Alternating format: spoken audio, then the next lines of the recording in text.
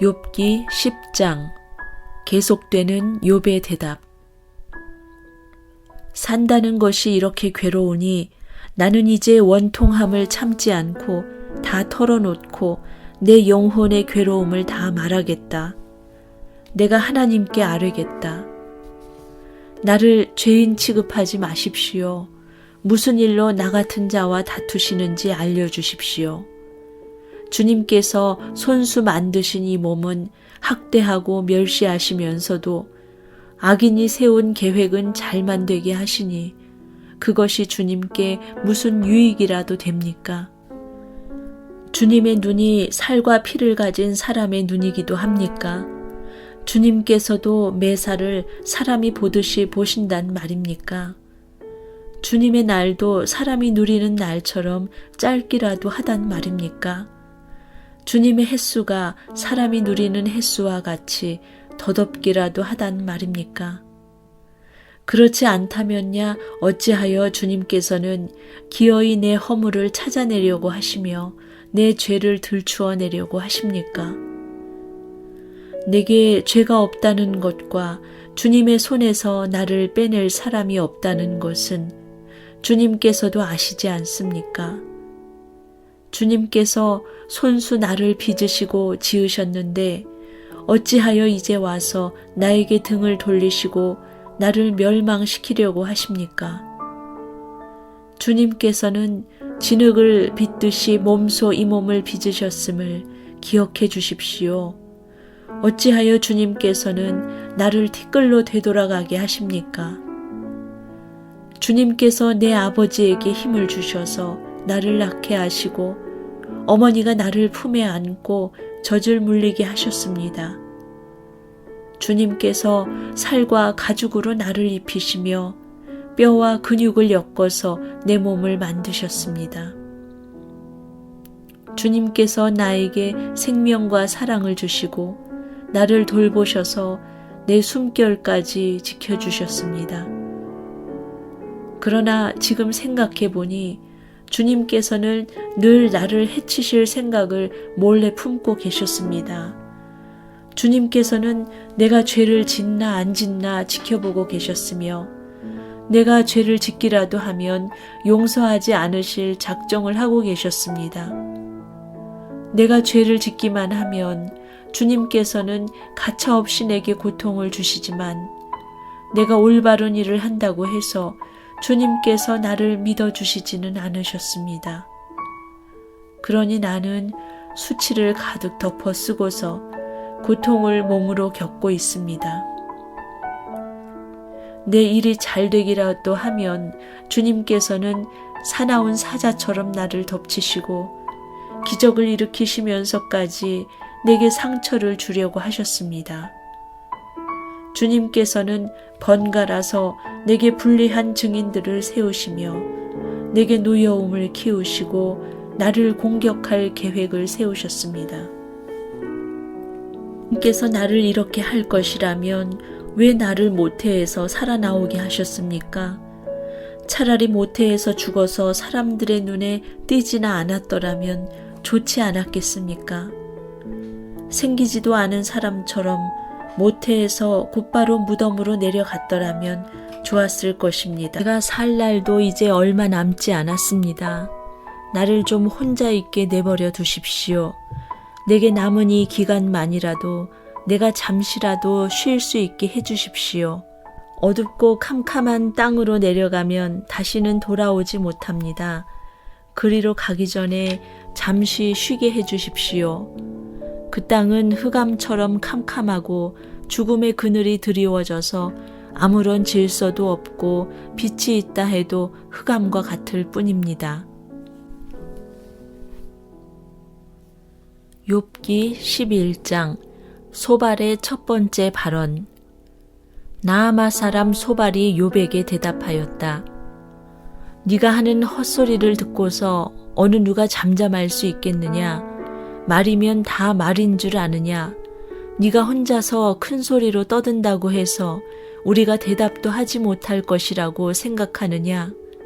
네가 우리를 비웃는데도 너를 책망할 사람이 없을 줄 아느냐? 나는 너의 생각이 옳다고 주장하고 주님 보시기에 네가 흠이 없다고 우기지만 이제 하나님이 입을 여셔서 너에게 말씀하시고 지혜의 비밀을 너에게 드러내어 주시기를 바란다. 지혜란 우리가 이해하기에는 너무나도 어려운 것이다. 너는 하나님이 너에게 내리시는 벌이 너의 죄보다 가볍다는 것을 알아야 한다. 네가 하나님의 깊은 뜻을 다 알아낼 수 있느냐? 전능하신 분의 무한하심을 다 측량할 수 있느냐? 하늘보다 높으니 네가 어찌 미칠 수 있으며 수월보다 깊으니 네가 어찌 알 수 있겠느냐? 그 길이는 땅 끝까지의 길이보다 길고 그 넓이는 바다보다 넓다. 하나님이 두루 지나다니시며 죄인마다 쇠고랑을 채우고 재판을 여시면 누가 감히 막을 수 있겠느냐?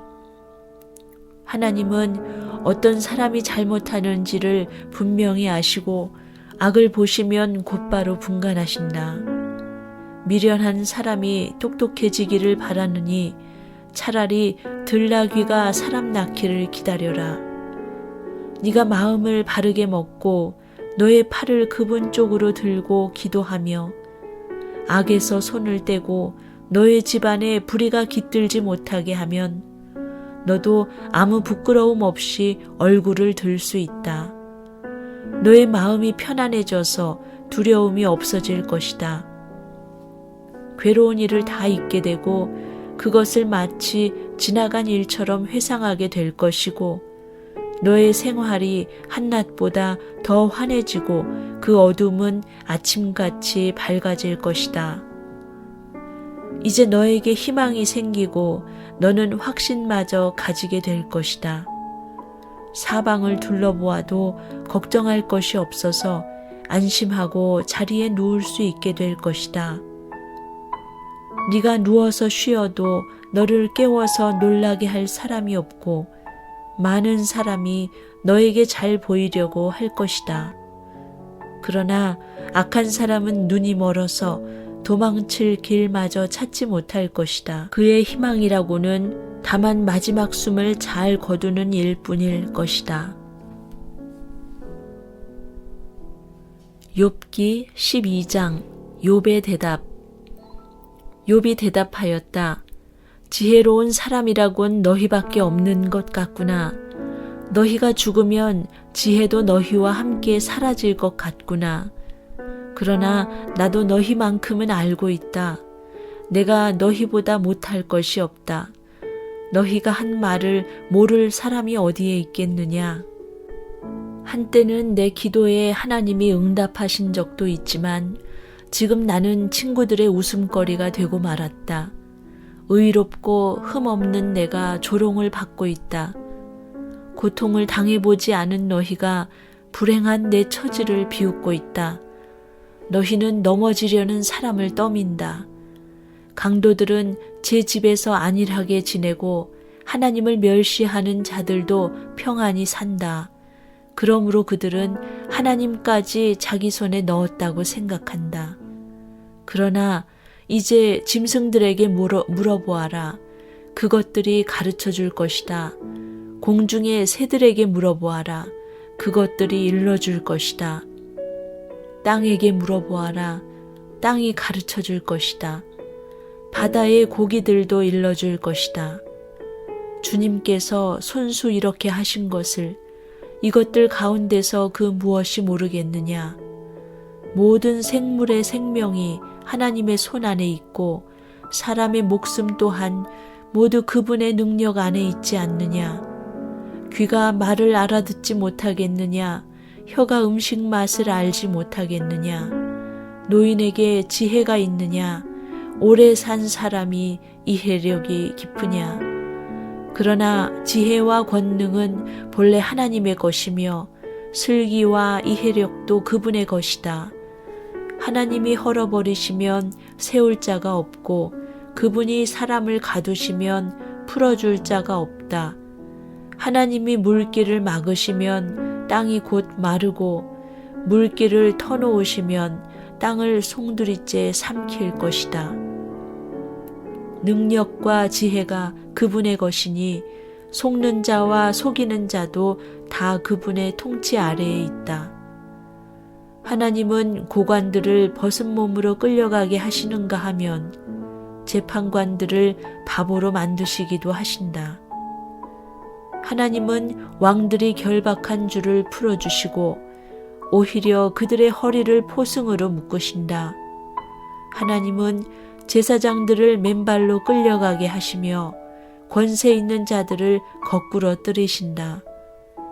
하나님은 자신만만하게 말을 하던 사람을 말문이 막히게 하시며 나이든 사람들의 분별력도 거두어 가시고 귀족들의 얼굴에 수치를 쏟아 부으시며 힘있는 사람들의 허리띠를 풀어버리신다. 하나님은 어둠 가운데서도 은밀한 것들을 드러내시며 죽음의 그늘조차도 대낮처럼 밝히신다. 하나님은 민족들을 강하게도 하시고 망하게도 하시고 뻗어나가게도 하시고 흩어버리기도 하신다. 하나님은 이 땅 백성의 지도자들을 어리 빠지게 하셔서 길없는 거친 들에서 방황하게 하신다. 하나님은 그들을 한 가닥 빛도 없는 어둠 속에서 더듬게도 하시며 술 취한 사람처럼 비틀거리게도 하신다.